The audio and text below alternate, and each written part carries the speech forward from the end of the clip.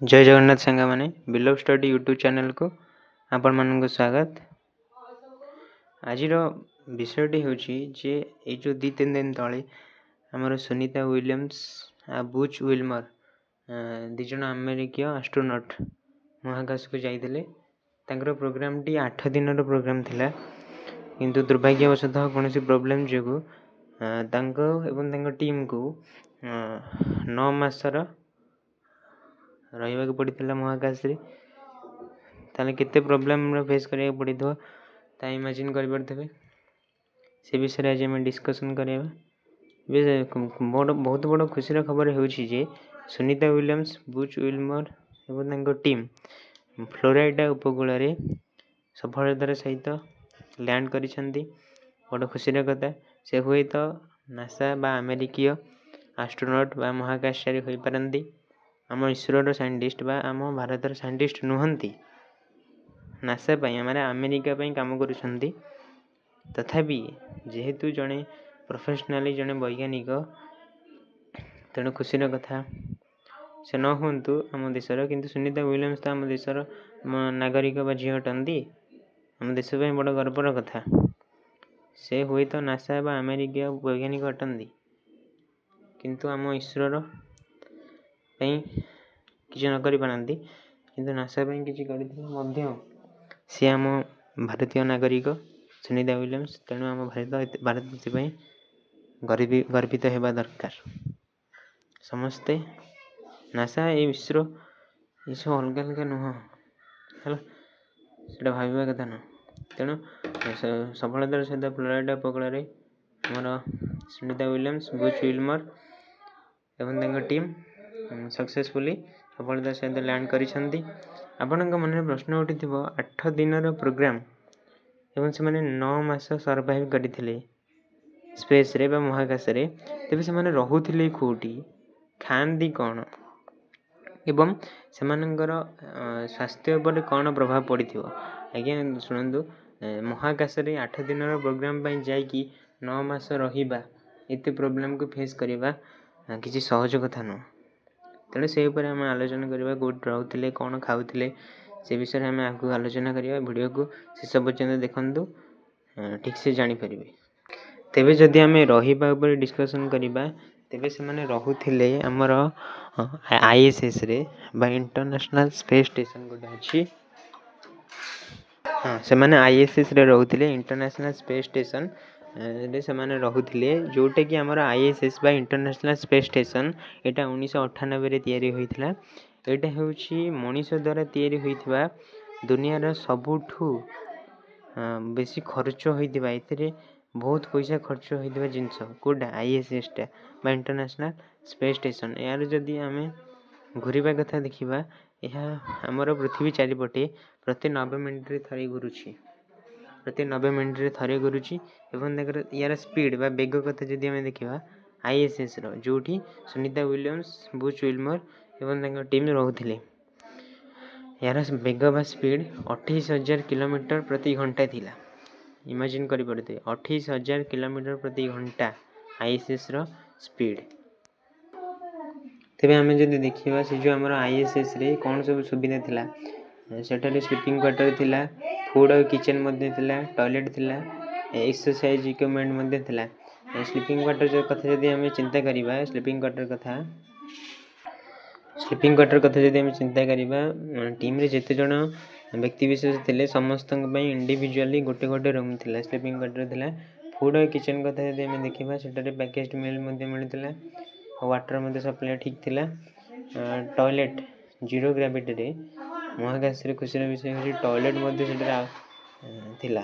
Imagine मध्ये करि पार नथिबे, महाकाश रे टॉयलेट रो सुविधा मध्ये थिला महाकाशचारी मानक पई।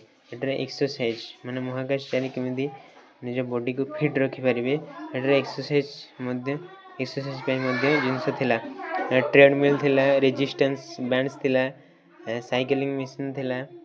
महाकाशचारी मानक फिट रखिया पई ए सब जिंस अवेलेबल थिला। ए सब जानि रखंतु जे हमर जो ISS रे आहुरी किछि जिंस भी अवेलेबल थिला।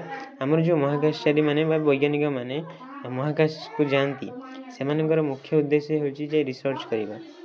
ବା ଗବେଷଣା କରିବା। ତେଣୁ ଗବେଷଣାଗାର ବା ରିସର୍ଚ୍ଚ ଲ୍ୟାବ୍ ବା ଏକ୍ସପେରିମେଣ୍ଟ ଲ୍ୟାବ୍ ତ ନିହାତି ରହିବା ନିହାତି ଦରକାର। ତ ଆମର ISSରେ ଆମର ମାଇକ୍ରୋଗ୍ରାଭିଟି ଲ୍ୟାବ୍ ଥିଲା, ରୋବୋଟିକ୍ ଆର୍ମ ଏସବୁ ସୁବିଧା ଥିଲା। ଆମର ଇଣ୍ଟରନେଟ୍ର ମଧ୍ୟ ସୁବିଧା ଥିଲା। ISSରେ ଆମର ଇଣ୍ଟରନେଟ୍ର ସୁବିଧା ଥିଲା। ଏ ତ ସାଧାରଣ କଥା। ଯଦି ଇଣ୍ଟରନେଟ୍ର ସୁବିଧା ନଥାନ୍ତା ଆମେ ସେ ଯେଉଁ ମହାକାଶଚାରୀ ମାନେ ଯାଇଥିଲେ ତାର ରିପୋର୍ଟ ନାସା ହୁଏତ ପାଇପାରି ନଥାନ୍ତା। ତେଣୁ ଇଣ୍ଟରନେଟ୍ର ସୁବିଧା ଥିଲା। ଏଠାରେ ଏମର୍ଜେନ୍ସି ସିଷ୍ଟମ୍ର ବି ସୁବିଧା ଥିଲା। ଅକ୍ସିଜେନ୍ ସପ୍ଲାଏ ଠିକ୍ ଠାକ୍ ହେଉଥିଲା। ଫାୟାର ଯଦି କେତେବେଳେ ଲାଗିଗଲା, ନିଆଁ ଲାଗିଗଲା କୌଣସି ପରିସ୍ଥିତିରେ ତାକୁ କଣ୍ଟ୍ରୋଲ୍ କରିବା ପାଇଁ ବି ସୁବିଧା ଥିଲା। ୱାଟର ସପ୍ଲାଏ ଥିଲା। ଏମର୍ଜେନ୍ସି ସିଷ୍ଟମ୍ ପାଇଁ ଏସବୁ ଥିଲା। ଏବେ ତ ଆମେ ରହିବା ଉପରେ ଡିସ୍କସନ୍ କରୁଥିଲେ। ତ ଖାଇବା ଉପରେ ଆମେ ଯଦି ଡିସ୍କସନ୍ କରିବା, ସେ ଯେଉଁ ଆଷ୍ଟ୍ରୋନଟ୍ ବା ମହାକାଶଚାରୀ ମାନେ କ'ଣ ସବୁ ଖାଉଥିଲେ, ଖାଇବା ଉପରେ ଆମେ ଡିସ୍କସନ୍ କରିବା। ଏବେ ସେମାନେ ମହାକାଶଚାରୀ ମାନେ 9 ମାସ ହେଲାଣି ରହିଲେଣି। ତ ପୂର୍ବ ବର୍ଷର ନଭେମ୍ବର 18 ତାରିଖର ରିପୋର୍ଟରୁ ଗୋଟେ ନ୍ୟୁୟର୍କର ଗୋଟେ ପୋଷ୍ଟ ରିପୋର୍ଟ କରିଛି ଯେ ଏ ଯେଉଁ ନାସା ଆଷ୍ଟ୍ରୋନଟ୍ ମାନେ ଥିଲେ, ଯେମିତି ସୁନିତା ୱିଲିୟମ୍ସ ଆଉ ବୁଚ୍ ୱିଲମର ଏବଂ ତାଙ୍କ ଟିମ୍, ସେମାନେ ରୋଷ୍ଟିଂ ଚିକେନ୍ ଆଉ ପିଜା ମଧ୍ୟ ଖାଉଥିଲେ। ଶ୍ରିମ୍ପ କଟଲେଟ୍ସ ମଧ୍ୟ ଖାଉଥିଲେ। ଏସବୁ ସୂଚନାରୁ ଜଣାପଡ଼ିଛି। ଏସବୁ ଆମର ଯେଉଁ ପିଜା, ରୋଷ୍ଟ ଚିକେନ୍, କଟଲେଟ୍ ଏସବୁ ଖାଉଥିଲେ ମହାକାଶଚାରୀ ମାନେ। ସେଠାରେ ସେମାନେ ବିଭିନ୍ନ ପ୍ରକାର ଖାଦ୍ୟ ମଧ୍ୟ ଖାଉଥିଲେ। ଯେମିତିକା ବ୍ରେକଫାଷ୍ଟରେ ବା ସକାଳ ବେଳାର ଖାଦ୍ୟରେ ସେମାନେ ଗହମ ଜାତୀୟ ଖାଦ୍ୟ ଓ ପାଉଡ଼ର କ୍ଷୀର ମଧ୍ୟ ଖାଉଥିଲେ। ହେଲା, ସେମାନେ ପିଜା, ଚିଙ୍ଗୁଡ଼ି ମାଛ, କଟଲେଟ୍, ପୋଡ଼ା ଚିକେନ୍, ଚୁନା ମାଛ ମଧ୍ୟ ଖାଇବାର ସୁଯୋଗ ପାଇଥିଲେ ମହାକାଶଚାରୀ ମାନେ। କମ୍ ପରିମାଣର ଫଳ ପନିପରିବା ସୁନିତା ୱିଲିୟମ୍ସ ମଧ୍ୟ ଖାଉଥିଲେ। ଭାରତୀୟ ଲୋକ ନା ସୁନିତା ୱିଲିୟମ୍ସ, ଫଳ ପନିପରିବାକୁ ହୁଏତ ଭଲ ପାଉଥିବେ। କମ୍ ପରିମାଣରେ ଫଳ ପନିପରିବା ମଧ୍ୟ ସୁନିତା ୱିଲିୟମ୍ସ ଖାଉଥିଲେ। ପ୍ୟାକେଜିଂ ଫଳ ଓ ପନିପରିବା ମଧ୍ୟ ସେଠାରେ ଖାଇବାର ସୁବିଧା ସୁଯୋଗ ଥିଲା। ଏବେ ଯଦି ଆମେ ଖାଦ୍ୟ କଥା ଦେଖିବା ଯେ ସେଠାରେ ତିଆରି ହେଉଥିବ ନା କ'ଣ, ନା ଏଇଟା ଭୁଲ ଧାରଣା। ଆମର ଯେଉଁ ଖାଦ୍ୟ ଗୁଡ଼ାକ ଯେଉଁ ଯାଉଥିଲା, ଯେମିତି ଚିକେନ୍ ଆଉ ପିଜା ଏସବୁ ଜିନିଷ, ଯେଉଁ ଅଣ୍ଡା ଏସବୁ ଯାଉଥିଲା, ପ୍ରଥମେ ଇଏ ପୃଥିବୀ ପୃଷ୍ଠରୁ ତିଆରି ହେଇକି ଯାଉଥିଲା ମହାକାଶଚାରୀ ମାନଙ୍କ ପାଇଁ।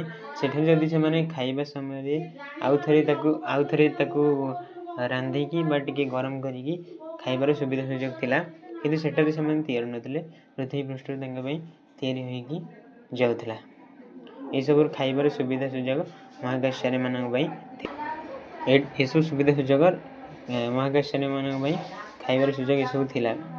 ଗବେଷଣା କରିବାକୁ ଯାଉଛନ୍ତି, ଉପଯୁକ୍ତ ପରିମାଣରେ ଖାଦ୍ୟ ମଧ୍ୟ ଦରକାର ନା, ହଁ ନା ନାହିଁ? ତ ଆମେ ଯଦି ହେଲ୍ଥ କଣ୍ଡିସନ୍ ଦେଖିବା ବା ସ୍ୱାସ୍ଥ୍ୟ ସମସ୍ୟା, ସେମାନଙ୍କୁ 8 ଦିନର ପ୍ରୋଗ୍ରାମ 9 ମାସରେ ସମାପ୍ତ କରିବାକୁ ପଡ଼ିଥିଲା ନା। ତେଣୁ ବିଭିନ୍ନ ପ୍ରକାର ସ୍ୱାସ୍ଥ୍ୟ ସମସ୍ୟାରେ ସମ୍ମୁଖୀନ ହେବାକୁ ପଡ଼ିଥିବ। ତ ସ୍ୱାସ୍ଥ୍ୟ ସମସ୍ୟା କଥା ଯଦି ଆମେ ଦେଖିବା, ସ୍ୱାସ୍ଥ୍ୟ ସମସ୍ୟାରେ ଆମର ମହାକାଶଚାରୀ ମାନେ ମହାକାଶକୁ ଯାତ୍ରା କରିବା ପ୍ରୋଗ୍ରାମରେ ତାଙ୍କର ୱେଟ୍ ଲସ୍ ମାନେ ତାଙ୍କର ଓଜନ କମିଥାଏ। ବଡ଼ ଆଶ୍ଚର୍ଯ୍ୟର କଥା, ବୈଜ୍ଞାନିକ ମାନେ ଗବେଷଣା କରିବାକୁ ଯାଉଥିଲେ ମଧ୍ୟ ସେମାନଙ୍କୁ ସେଠାରେ ତାଙ୍କର ଓଜନକୁ ତ୍ୟାଗ କରିବାକୁ ପଡ଼ିଥାଏ। ଓଜନ ତାଙ୍କର କମିଥାଏ। ଏହା ରିପୋର୍ଟରୁ ଜଣାପଡ଼ିଛି। ଓଜନ କମିଥାଏ କାହିଁକି ଓଜନ କମିଥାଏ, ଏଇଟା ଆପଣଙ୍କ ମନରେ ନିହାତି ଭାବରେ ପ୍ରଶ୍ନ ଉଠିଥିବ। ତ ଓଜନ କମିବା ପଛରେ ଆପଣ ଅନ୍ଦାଜ ଲଗାଇ ପାରୁଥିବେ ଯେ ଖାଦ୍ୟର ପ୍ରୋବ୍ଲେମ୍ କିଛି ଥିବ। ନା, ଖାଦ୍ୟର ପ୍ରୋବ୍ଲେମ୍ କିଛି ନାହିଁ। କାରଣ ଆମର ଯେଉଁ ISS ବା ଇଣ୍ଟରନ୍ୟାସନାଲ୍ ସ୍ପେସ୍ ଷ୍ଟେସନ୍ ଗୋଟେ ମଣିଷ ପିଛା ଦିନକୁ 3.8 ମାନେ ପାଖାପାଖି 4 ପାଉଣ୍ଡର ଖାଦ୍ୟ ଯୋଗାଉଛି ଗୋଟେ ମଣିଷ ପିଛା ଦିନକୁ। ତେଣୁ ଖାଦ୍ୟ ଯୋଗୁଁ ଯେଉଁ ଓଜନ କମୁଥିବ ତାହା ଭୁଲ ଧାରଣା। ୱେଟ୍ ଲସ୍ ଯେଉଁ ହେଉଛି, ଯେଉଁ ବୋନ୍ ଡେନ୍ସିଟି, ଆମର ଯେଉଁ ହାଡ଼ର ଯେଉଁ ଆମର ଡେନ୍ସିଟି ଅଛି, ତାହା ଯେଉଁ ଜିରୋ ଗ୍ରାଭିଟିରେ, ସେଠାରେ ଆମର ମହାକାଶରେ ମାଧ୍ୟାକର୍ଷଣ ଶକ୍ତି ନାହିଁ ନା। ତେଣୁ ବୋନ୍ ଡେନ୍ସିଟି ଯେଉଁ ସେଇଟା କମୁଛି, ହାଡ଼ର ଡେନ୍ସିଟିଟା କମୁଛି। ତେଣୁ ୱେଟ୍ ଲସ୍ ମହାକାଶଚାରୀମାନଙ୍କ ସ୍ୱାସ୍ଥ୍ୟ ଉପରେ ପ୍ରଭାବ ପକାଉଛି।